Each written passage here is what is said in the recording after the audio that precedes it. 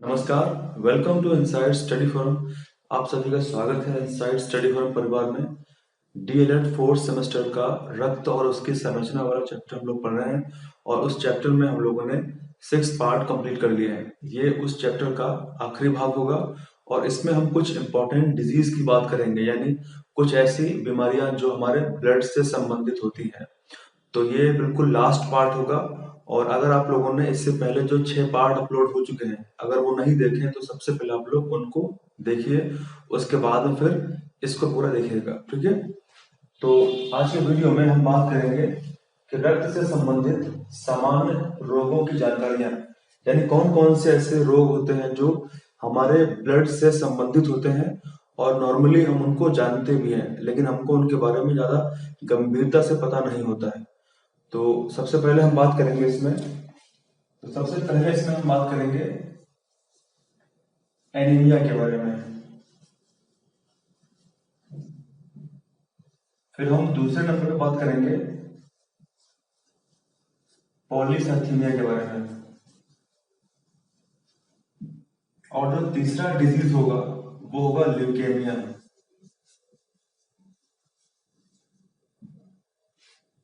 तो ये तीन जो डिजीज होते हैं वो हमारे ब्लड से संबंधित होते हैं। इनके बारे में विस्तार से हम बात करेंगे कि एनीमिया में क्या होता है, पॉलीसाइथेमिया में क्या होता है, ल्यूकेमिया में क्या होता है, ठीक है।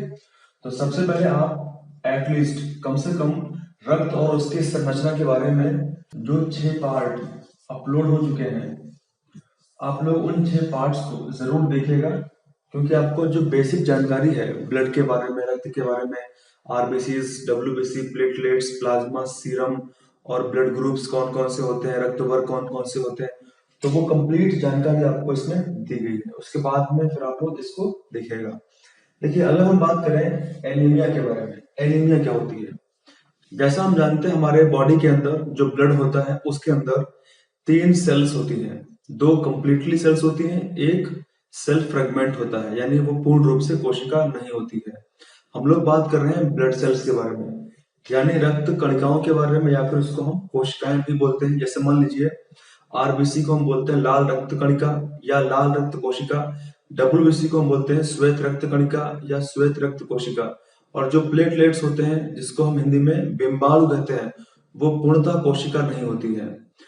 तो आरबीसी की अगर हम बात करेंगे तो आरबीसी में हीमोग्लोबिन पाया जाता है, जो सामान्य तौर पर 12 से 16 ग्राम प्रति 100 ml रक्त में होता है, ठीक है। और जो आरबीसी होती है वो अलग अलग लोगों में अलग अलग उसकी मात्रा होती है। जैसे अगर हम बात करें भ्रूण की, जो भ्रूण होता है, फीटस होता है, उसकी बॉडी के अंदर आरबीसी की संख्या बहुत ज्यादा होती है एज कंपेयर टू मेल। अगर मैं अपनी बात करूं या आप लोग अपनी बात करें, तो भ्रूण के कंपैरिजन में आपके बॉडी के अंदर जो आरबीसी होंगे वो कम होंगे। तो फीटस के अंदर भ्रूण में आरबीसी लगभग 70 लाख प्रति मिलीमीटर क्यूब रक्त में पाए जाते हैं। वहीं पे अगर हम बात करेंगे फीमेल में और मेल में, तो फीमेल में कंपेरेटिवली जो ब्लड होता है वो कम होता है, इसीलिए जो आरबीसी होते हैं वो फीमेल में कम होते हैं एज कंपेयर टू पुरुष। तो ये कुछ बातें हैं जो आप लोग ध्यान में अवश्य रखेंगे। तो एनीमिया की हम बात करें, इसमें होता क्या है, हमारी आरबीसी में एक विशेष प्रकार का पिगमेंट होता है और प्रोटीन युक्त एक पार्ट होता है जिसको हम बोलते हैं हीमोग्लोबिन, ठीक है। हीमोग्लोबिन की अगर मात्रा कम हो जाए हमारे बॉडी के अंदर, हमारे ब्लड के अंदर, आरबीसी के अंदर, तो उस केस में एनीमिया रोग हो जाता है। और इससे कौन कौन से सिम्टम्स होते हैं उसकी अभी हम बात करेंगे।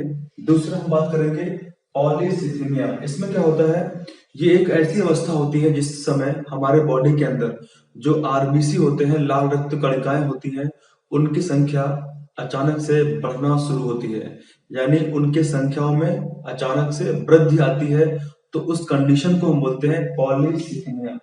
मतलब क्या है कि जब हमारे शरीर के अंदर लाल रक्त कणिकाएं बढ़ जाती हैं तो उसको हम बोलते हैं पॉलीसाइथेमिया, और इससे कुछ समस्या उत्पन्न होती है, अभी हम बात करेंगे उनके बारे में।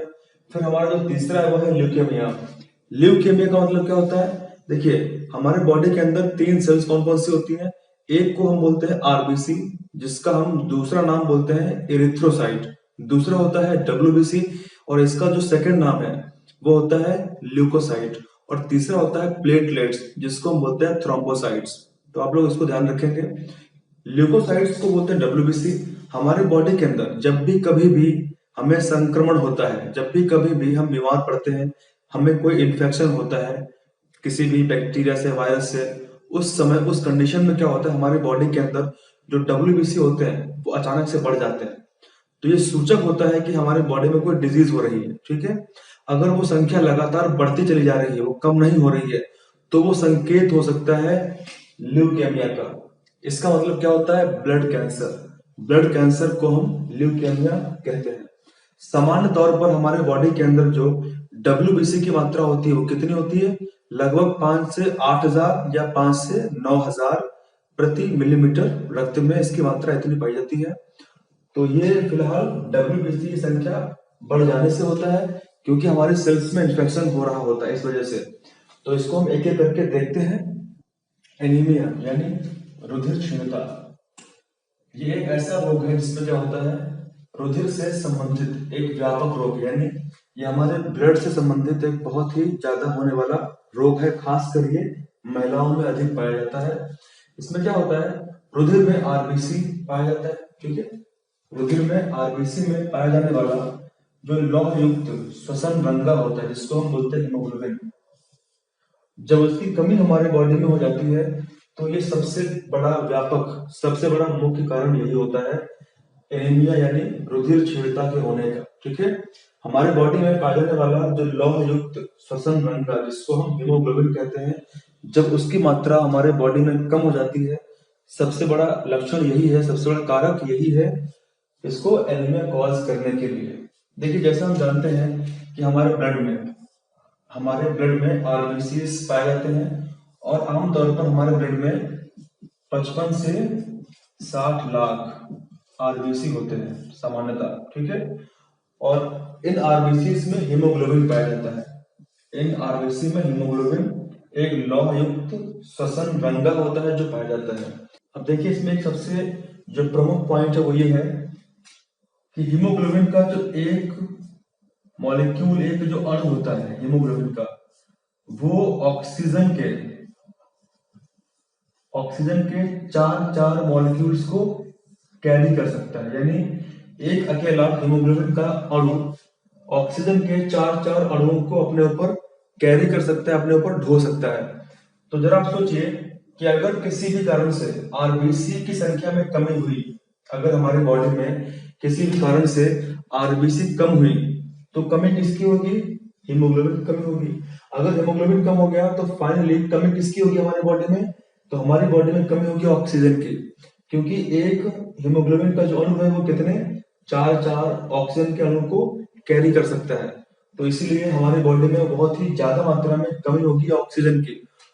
और यदि ऐसा हुआ तो फिर हमको कुछ कमजोरी फील होगी, हमको कुछ चक्कर वगैरह आएंगे। तो ये सिम्टम्स होते हैं एनीमिया के। यानी जब भी किसी व्यक्ति को एनीमिया होता है तो उसको चक्कर आते हैं, उसको कमजोरी फील होती है, उसको श्वसन बड़ा जोर जोर से उसको सांसें आ सकती है, स्वेटिंग उसको हो सकती है विशेष रूप से। तो ये कुछ सिम्टम्स होते हैं एनीमिया के। तो इसका मतलब क्या है कि हीमोग्लोबिन की कमी होने से एनीमिया उत्पन्न होता है। और अगर हीमोग्लोबिन नहीं बॉडी में होगा तो फिर कमी किसकी होगी, कमी होगी हमारे बॉडी में ऑक्सीजन की। और अगर ये नहीं पहुंचेगा हमारी कोशिकाओं के पास में, तो हमारी कोशिकाएं फिर कार्य कैसे करेंगी, ठीक है। उसके बाद हम समझते हैं कि कौन कौन से इसमें कारक होते हैं, कौन कौन से कारक हैं, कौन कौन से कारण हैं जिससे एनीमिया होता है। देखिए, सबसे पहला जो रीजन है वो है अधिक रक्तस्राव। अगर किसी व्यक्ति में बहुत ज्यादा मात्रा में एक्सेसिव ब्लीडिंग, बहुत ज्यादा मात्रा में उसका ब्लड बह रहा है, तो इसका मतलब क्या होगा, अगर उसका ब्लड बह जाएगा तो बहुत बड़ी मात्रा में उसकी बॉडी में जो आरबीसी है वो कम हो जाएगी। और अगर आरबीसी कम होंगी तो कमी होगी हीमोग्लोबिन की, और अगर कमी हीमोग्लोबिन की होगी तो फिर कमी होगी बॉडी में ऑक्सीजन की। यही सबसे बड़ा रीजन होता है। दूसरा कारण है कि लाल रुधिर कोशिकाओं के निर्माण की जो दर है वो घट जाए।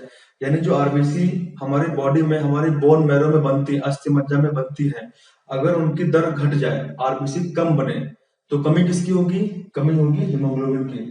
तो ये भी एक रीजन है। दूसरा क्या है, आरबीसी में हीमोग्लोबिन के कम बनने पर यदि कुछ ऐसी अवस्था आ जाए जिसमें हमारी आरबीसी में लाल रक्त कोशिका में हीमोग्लोबिन कम बने तब भी समस्या एनीमिया होगी।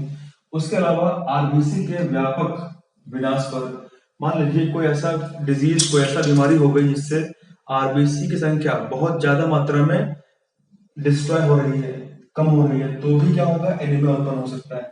उसके अलावा आरबीसी की संरचनात्मक विकृति, मान लीजिए अगर आरबीसी का जो स्ट्रक्चर होता है, जैसा हम जानते हैं कि जो आरबीसी होती है वो कैसी होती है, आरबीसी का जो स्ट्रक्चर होता है वो कुछ इस तरीके से होता है, जिसको हम बोलते हैं बाइकॉन्केव।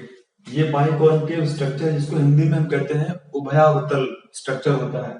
अगर इस स्ट्रक्चर में विकृति आ जाएगी तो हीमोग्लोबिन जो होगा उसमें भी समस्या उत्पन्न होगी। तो ये भी एक रीजन हो सकता है, और ऐसे अनेक कारण होते हैं जो एनीमिया को उत्पन्न करने के लिए उत्तरदायी होते हैं। तो आपके एग्जाम के लिए कुछ ये इंपॉर्टेंट पॉइंट्स हैं, आप लोग अगर चाहें तो इसका स्क्रीनशॉट ले सकते हैं। अब हम बात करते हैं पॉलीसिथीमिया क्या होता है उसके बारे में जानते हैं। देखिए, पॉलीसिथीमिया को हम बहुलोहिताणु भी कहते हैं। इसका मतलब क्या होता है कि आरबीसी के बनने की, यानी हमारे बॉडी के अंदर, हमारे शरीर के अंदर आरबीसी के बनने की जो दर है, जब वो तीव्र हो जाती है, जब वो बढ़ जाती है, यानी हमारे बॉडी के अंदर बहुत अधिक मात्रा में आरबीसी बनना शुरू हो जाती है, इससे क्या होता है, जब ऐसा होता है तो रुधिर में इनकी संख्या जो है वो बहुत ज्यादा बढ़ जाती है। उसके बाद में इससे रुधिर की मात्रा भी जो है वो बढ़ जाती है, यानी हमारे बॉडी के अंदर जो सबसे ज्यादा संख्या किसकी होती है, आरबीसी की होती है। अगर आरबीसी बढ़ेंगी संख्या में तो जाहिर सी बात है कि हमारे ब्लड का जो अमाउंट है उसमें थोड़ा फर्क पड़ेगा, तो हमारे ब्लड की मात्रा भी थोड़ी सी बढ़ जाती है। और अगर ऐसा होता है तो हमारा जो हार्ट है, जो हमारा हृदय है, उस पर ज्यादा जोर पड़ता है ब्लड को पंप करने के लिए।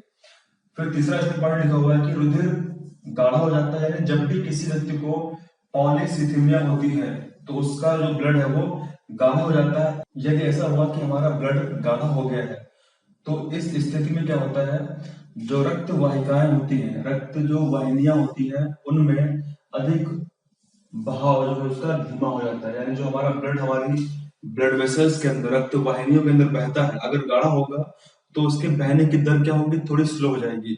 अगर ऐसा होगा तो उचित मात्रा में सही समय पर हमारी प्रत्येक कोशिका को ऑक्सीजन नहीं पहुंच पाएगा।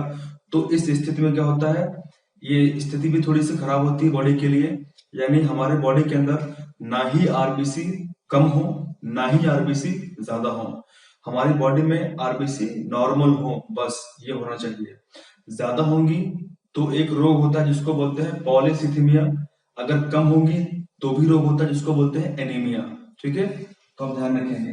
अब एक क्वेश्चन ये आता है कि हमारे बॉडी में आरबीसी ज्यादा क्यों होती है। ज्यादा इसलिए होती है, जैसे मान लीजिए हम समझते हैं थोड़ा यहाँ पे, जैसे मान लीजिए अभी हम अगर हरदोई में, मान लीजिए अभी हम हरदोई में हैं, ठीक है, हरदोई में 21% ऑक्सीजन है। यहाँ पे जिस रूम में मैं वीडियो बना रहा हूँ, मान लीजिए वहां पे 21% ऑक्सीजन है, ठीक है, और हमारी बॉडी में लगभग 55 लाख आरबीसी है इस समय। ठीक है, तो मैंने आपको क्या बताया कि हरदोई में 21% ऑक्सीजन है और लगभग 55 लाख हमारी बॉडी में आरबीसी है, नॉर्मल है। ठीक है, अगर ऐसा होता है कि अगर हरदोई से मैं चला जाता हूं माउंटेन्स के ऊपर, यानी मैं चला जाता हूं पहाड़ी क्षेत्र में, इसका मतलब क्या हुआ कि हरदोई कहाँ पे है, हरदोई एक मैदानी क्षेत्र में है, एक प्लेन में, समतल में है। और अगर मैं जाऊंगा माउंटेन्स पे तो वहां पे अधिक ऊंचाई पे मैं चला जाऊंगा। ठीक है, इसका मतलब क्या हुआ कि जितनी मात्रा ऑक्सीजन की हरदोई में थी, क्या उतनी ही मात्रा O2 की पर्वत पे होगी। O2 मतलब ऑक्सीजन, क्या उतनी ही मात्रा O2 की पर्वत पे होगी? तो जाहिर सी बात नहीं होगी, क्योंकि ऊंचाई जब बढ़ेगी तो गैसों का जो घनत्व होता है वो कम हो जाता है। इस केस में क्या होगा, तो मान लीजिए सपोज माउंटेन्स में 19% ही सिर्फ O2 बची हुई है। अगर वो व्यक्ति जो आज हरदोई में है, अगर वो जाएगा माउंटेन्स पे, वो जाएगा अधिक ऊंचाई पे जाएगा, तो क्या होगा, उसकी बॉडी में जो संख्या 55 लाख थी, अगर 55 लाख संख्या ही उसकी बॉडी में रहेगी तो उसकी बॉडी में 55 लाख आरबीसी के साथ में 19% जब O2 जुड़ेगी तो उसकी बॉडी में O2 की कमी हो जाएगी। तो इस कमी को पूरा करने के लिए बॉडी क्या करती है, इस कमी को पूरा करने के लिए जो बॉडी होती है वो ऑटोमेटिक क्या करती है, संख्या को बढ़ाती है। तो संख्या 55 लाख से 65 लाख हो जाएगी, मान लीजिए सपोज ऐसा हो जाएगा। इस केस में क्या होगा, संख्या आरबीसी की 55 लाख से 65 लाख हो गई है। अब क्या होगा, अब अगर 19% ऑक्सीजन इस 65 लाख आरबीसी से जुड़ेगी तो अब उचित मात्रा में उस बॉडी को, उस व्यक्ति को O2 मिल रहा है। इससे क्या होगा कि प्रत्येक कोशिका को सही मात्रा में O2 मिलेगा तो बॉडी सही तरीके से कार्य करती रहेगी। इसीलिए ऐसा होता है कि जब भी कोई व्यक्ति पहाड़ी क्षेत्र पर जाता है यानी अधिक ऊंचाई पर जाता है तो उसकी बॉडी में आरबीसी संख्या लगातार बढ़ती रहती है, बढ़ जाती है। इसी को हम बोलते हैं पॉलीसिथेमिया। तो आई होप कि आप लोग समझ गए होंगे कि पॉलीसिथेमिया क्या होता है। ल्यूकेमिया हमारा लास्ट टॉपिक है और इसी के साथ में ब्लड चैप्टर कंप्लीट होता है, फिनिश होता है। अगर फिर भी कोई डाउट आपका रह जाता है तो आप लोग कमेंट करके जरूर बताइए।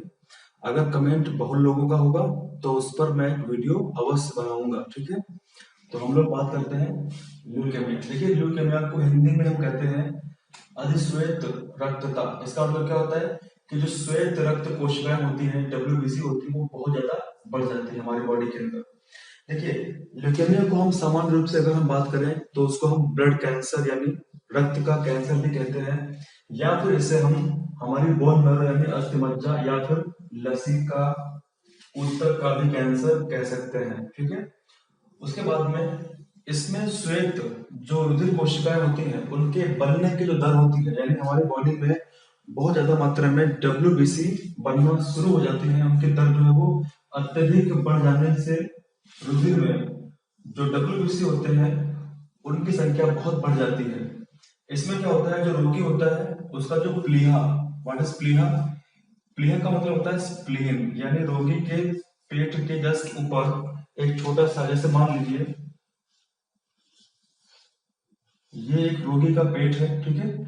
इस पेट के ऊपर इस तरीके से यहाँ पे एक छोटा सा एक ऑर्गन होता है, छोटा सा अंग होता है, उसको हम बोलते हैं प्लीहा, स्प्लीन बोलते हैं, ठीक है।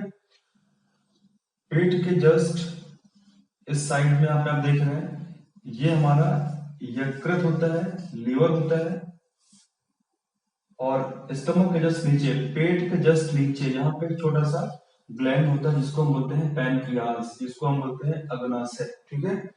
तो यहाँ पे क्या होता है, रोगी की जो प्लीहा होती है, जो अग्नाशय सॉरी जो स्प्लीन होता है, ठीक है, तथा जो यकृत होता है, जो लीवर होता है, तथा जो लसिका गांठें होती हैं, जो लिम्फ नोड होते हैं बॉडी के अंदर, वो फूल जाते हैं। और इसमें होता क्या है, रोगी को उच्च ज्वर यानी रोगी को बहुत अधिक मात्रा में फीवर आता है, उसको बहुत बुखार आएगा, उसके जोड़ों में बहुत ही असहाय, मतलब बहुत ज्यादा मात्रा में बहुत बड़ा पेन उसकी बॉडी में खासकर जोड़ों में उत्पन्न होना शुरू हो जाएगा और व्यापक रुधिर स्राव होगा, यानी बहुत बड़ी मात्रा में उसकी ब्लीडिंग होगी। और अगर उस व्यक्ति को सही तरीके से उपचार नहीं मिला, यानी जो वो ब्लड कैंसर है उसको सही तरीके से उपचार यानी जो कीमोथेरेपी होती है वो नहीं दी गई तो इस कंडीशन में रोगी मर सकता है। तो इसीलिए ल्यूकेमिया, एनीमिया और पॉलीसिथीमिया ये हमारे रक्त से संबंधित कुछ रोग होते हैं और ये बहुत ज्यादा खतरनाक हो सकते हैं, जिसमें जो सबसे खतरनाक रोग है वो है ल्यूकेमिया। तो आई होप कि आप लोगों ने इन तीनों डिजीज को, तीनों बीमारियों को सही तरीके से समझा होगा। अगर फिर भी कोई डाउट आपको रह जाता है आपके दिमाग में तो आप लोग जरूर कमेंट में लिखें, और अधिक कमेंट में अगर वो डाउट होंगे तो उस पर एक वीडियो में अवश्य बनाऊंगा डाउट क्लियर करने के लिए। Thank you very much, thank you. Like करें, शेयर करें, सब्सक्राइब करें चैनल को। Thank you very much, thank you, thanks a lot.